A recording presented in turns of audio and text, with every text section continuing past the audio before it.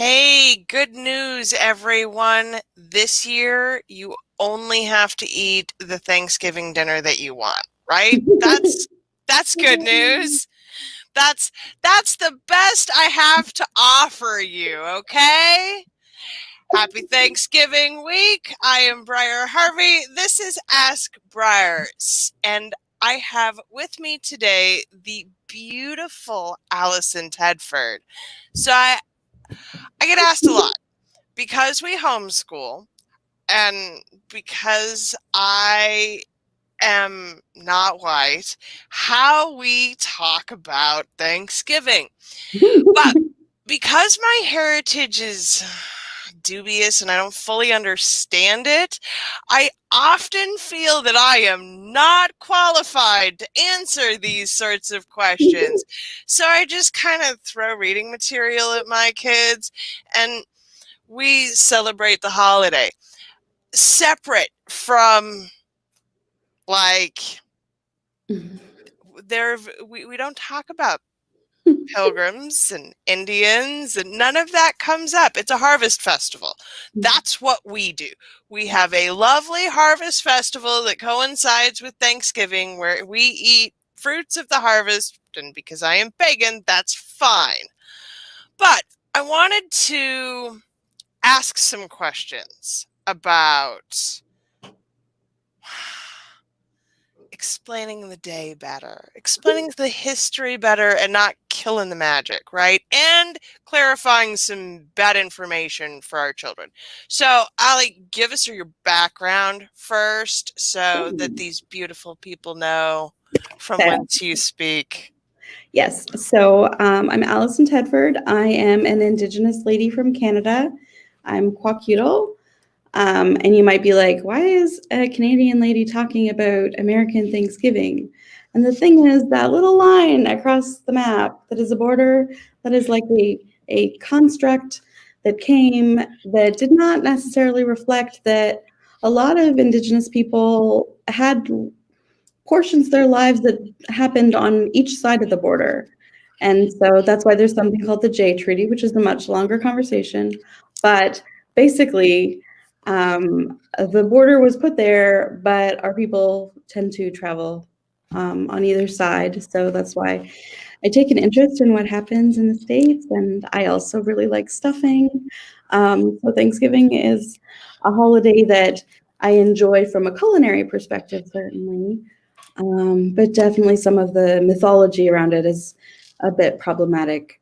I worked in government for over a decade in intercultural communications, working to help Indigenous and non-Indigenous people understand each other better, find ways to work together within a bureaucratic environment. And then later I went on to work on Indigenous-focused projects in digital marketing. Yeah. So, Ali is my resident Indigenous expert, and yes, this is why I called her. So, I feel like we want to talk about, I mean, fuck. When I was in school, it was the 80s. So, we were still really trotting out that pilgrims and Indians and the beneficent pilgrims came and offered gifts. Like, I can't, Thanks for the blanket. right? Thanks for the smallpox blanket. It's fantastic. We really appreciate it. Could have been queen size, but double's fine.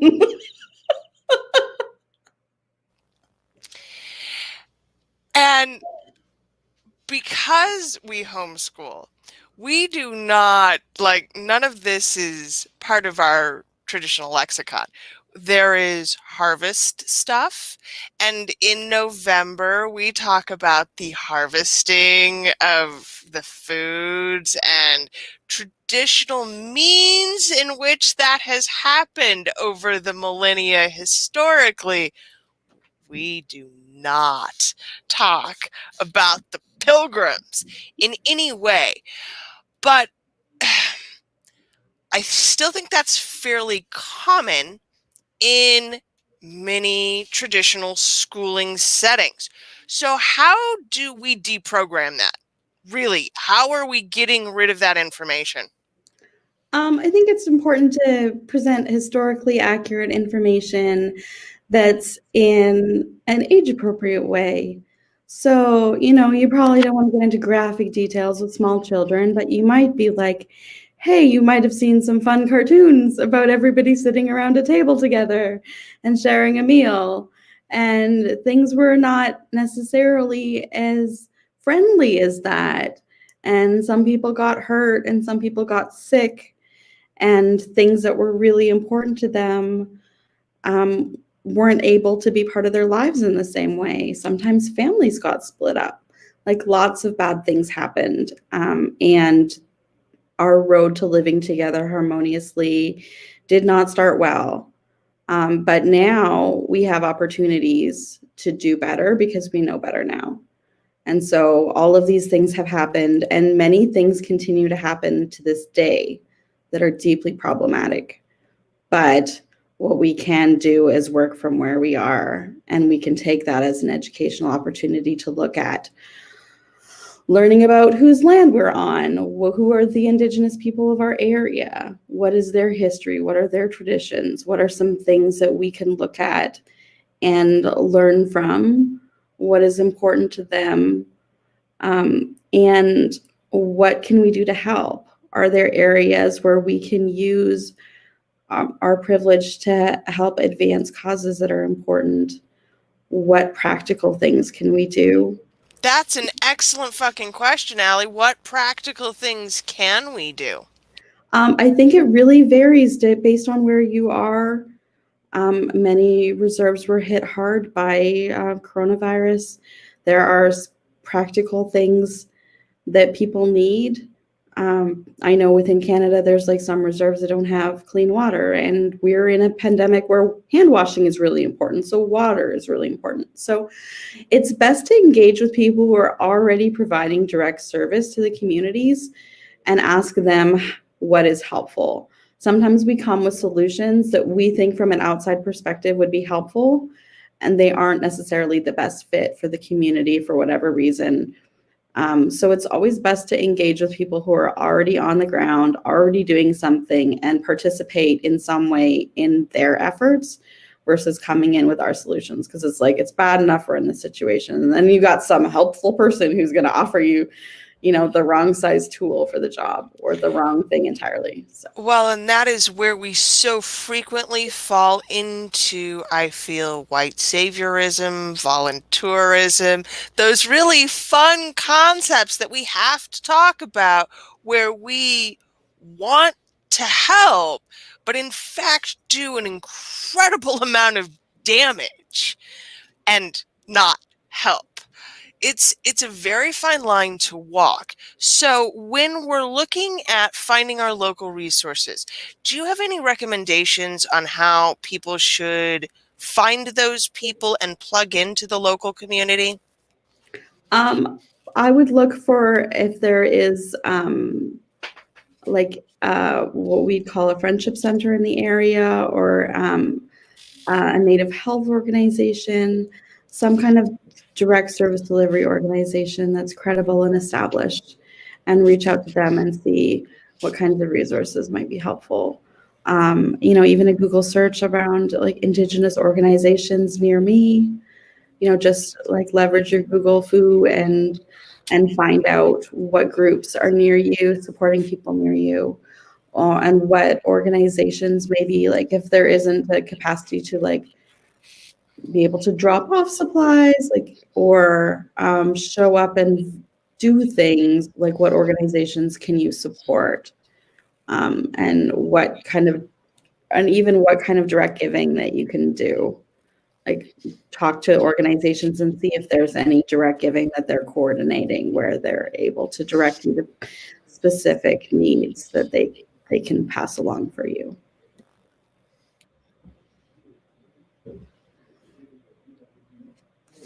Oh, I can't hear you. Oh, there I am. Copywriters have a tendency to overestimate other people's ability to Google.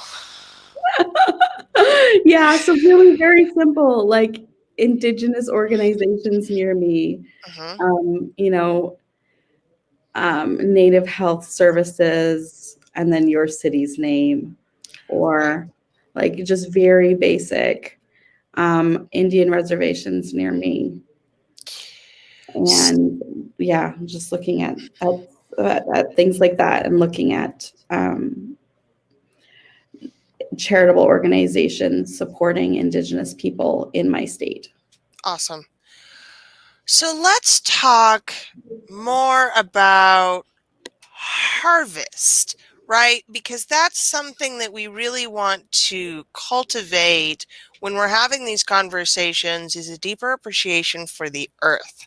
I feel if if we're actually decolonizing the holiday, then we should be directing it to the ideals of the people who we stole it from.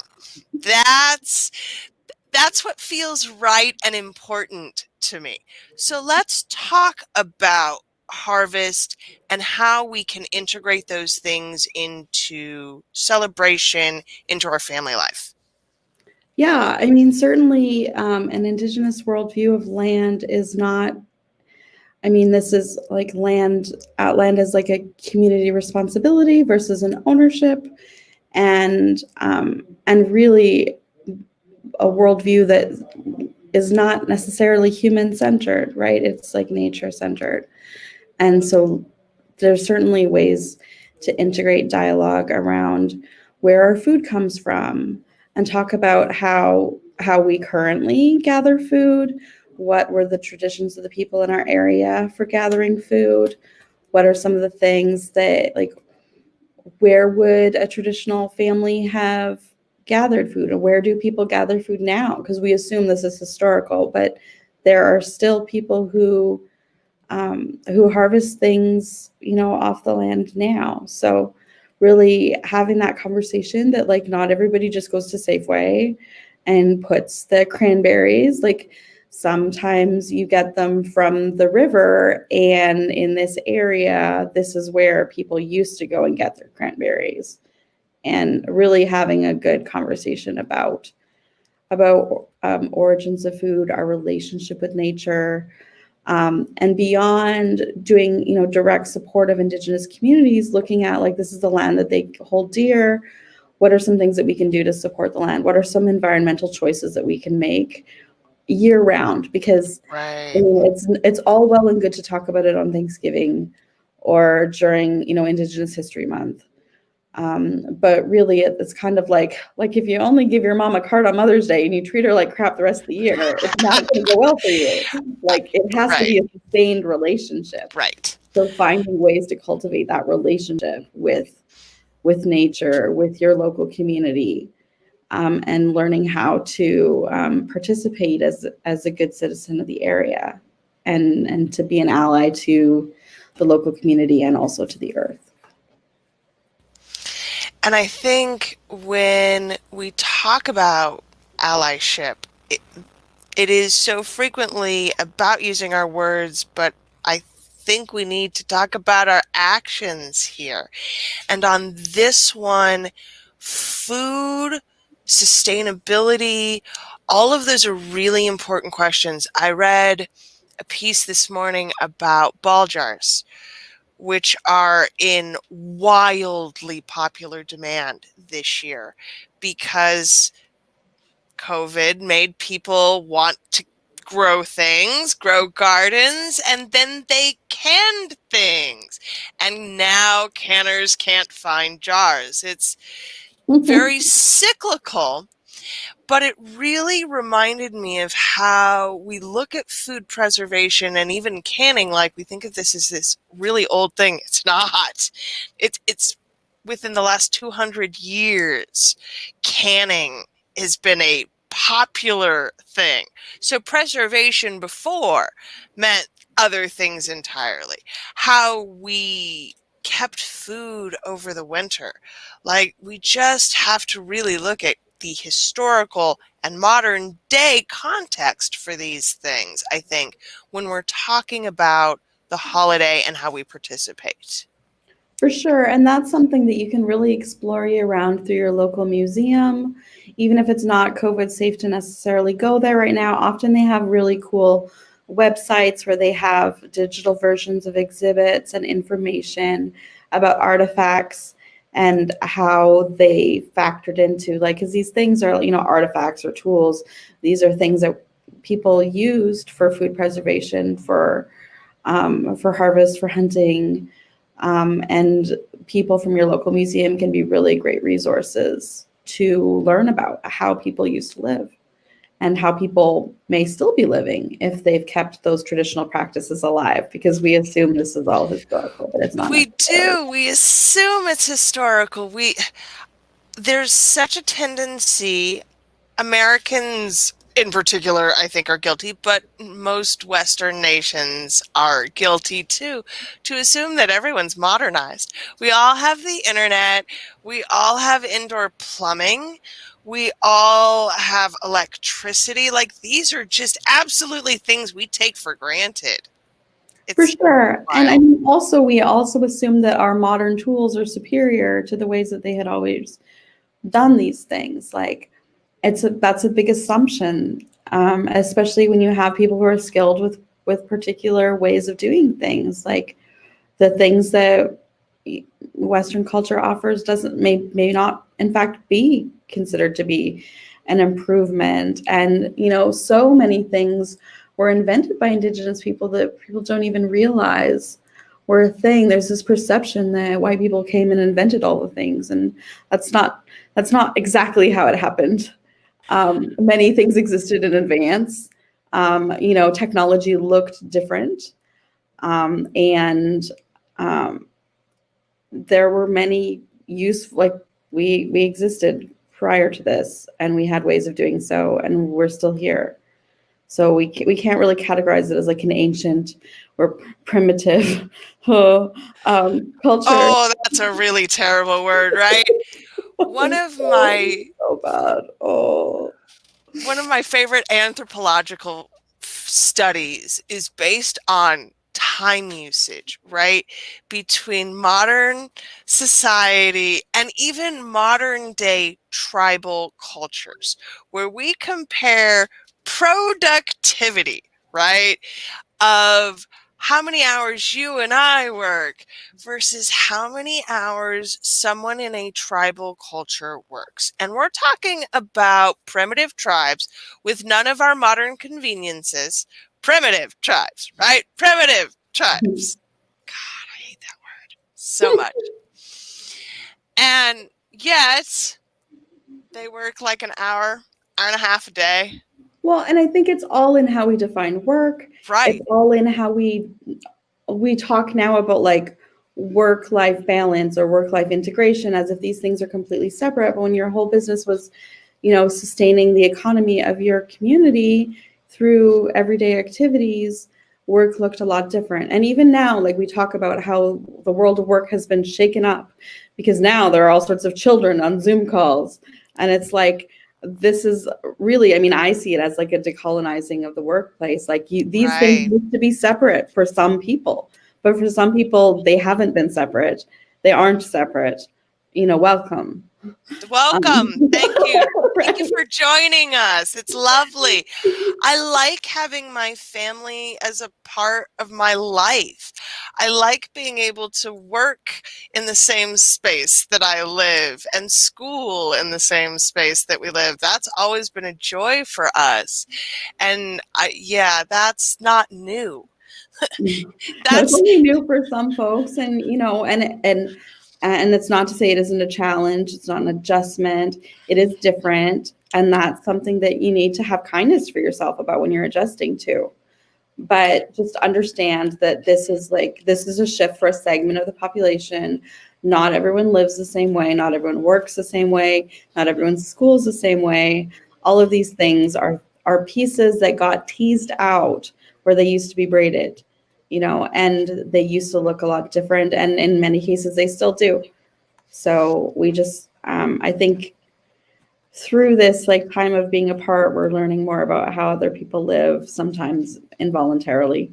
But But it's a It's beautiful so thing. fun. It's a beautiful thing. And I think that there is such, I don't know, I am really strict about the number of hours that I work.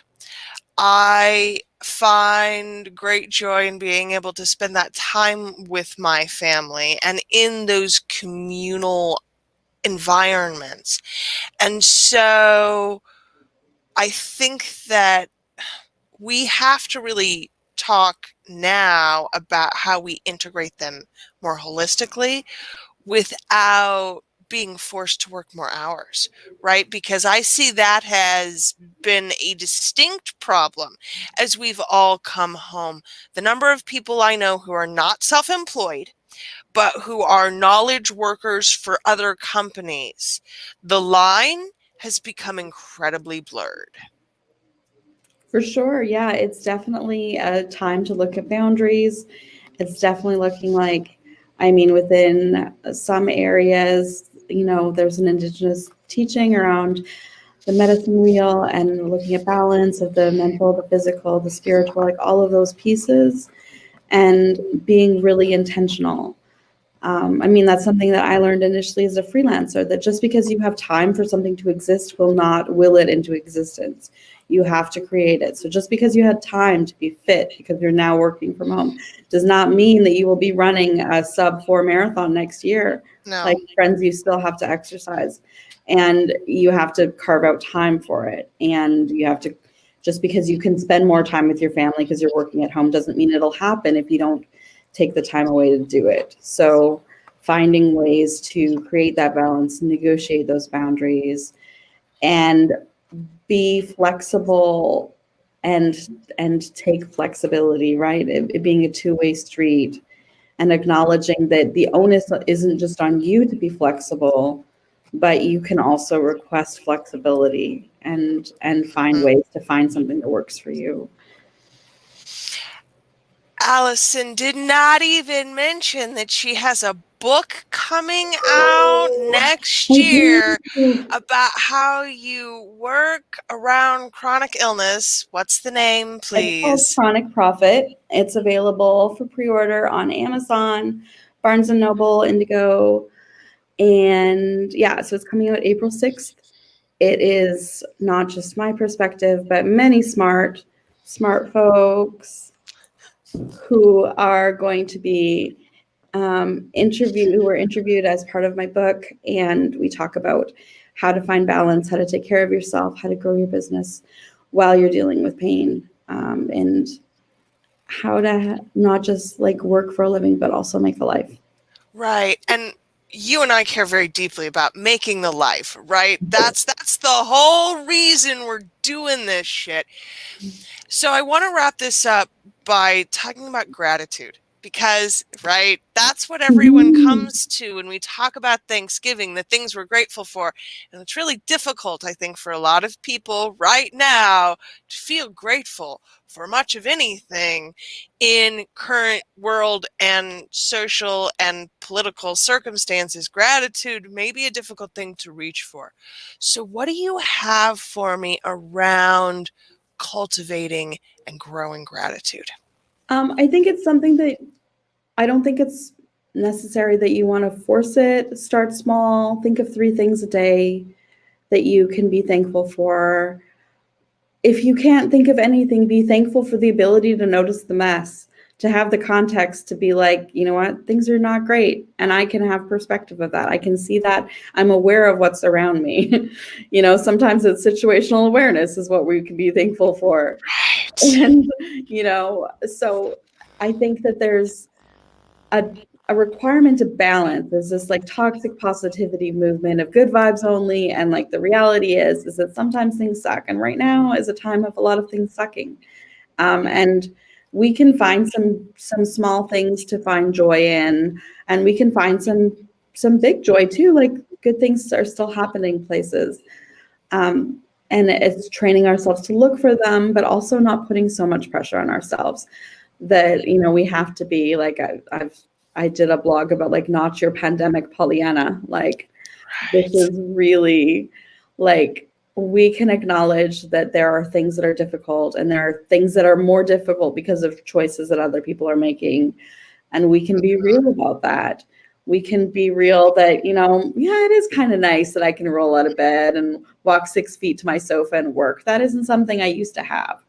Or, gosh, it's nice to hear the sound of joy of children while I'm trying to work. Oh my gosh, they're alive and healthy enough to scream.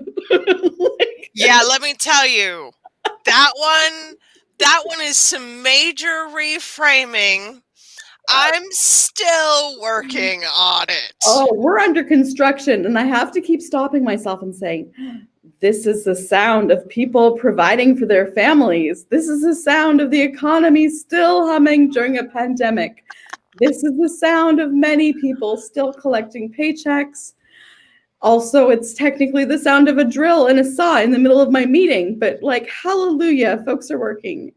So it can take a lot to unpack and find a place of gratitude. And you just have to be compassionate about, maybe you won't get there every day, and that's okay.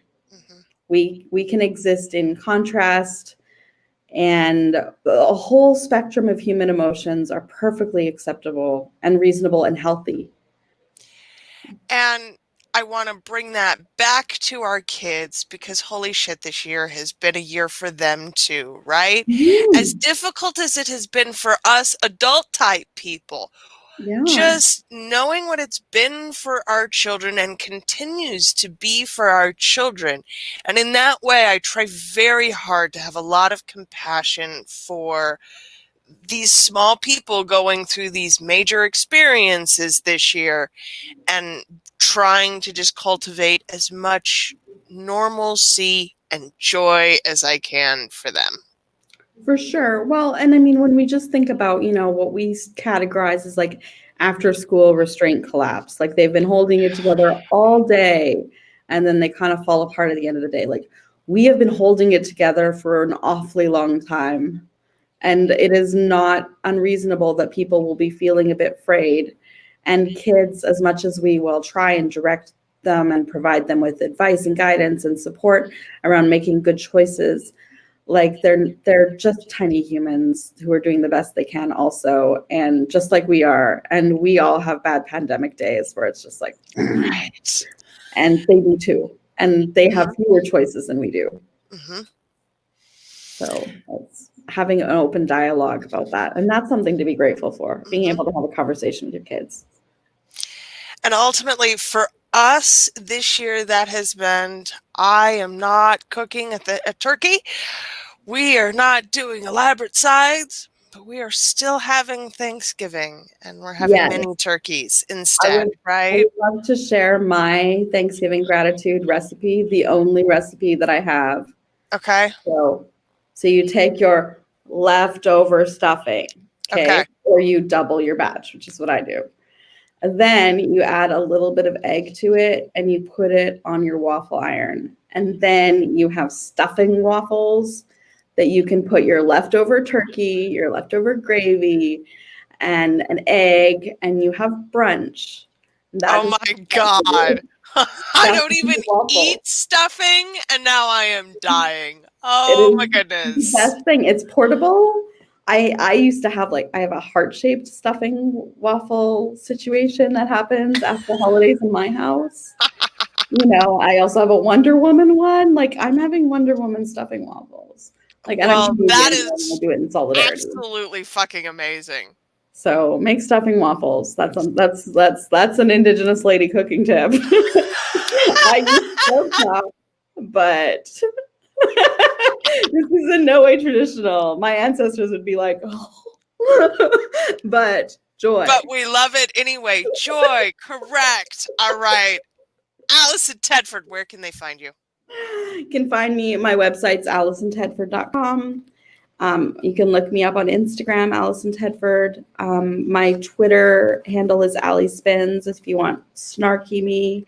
And if you look up Alison Tedford writer, you'll find my Facebook page where I have funny memes and social justice content and whatever I feel like, because it's my page.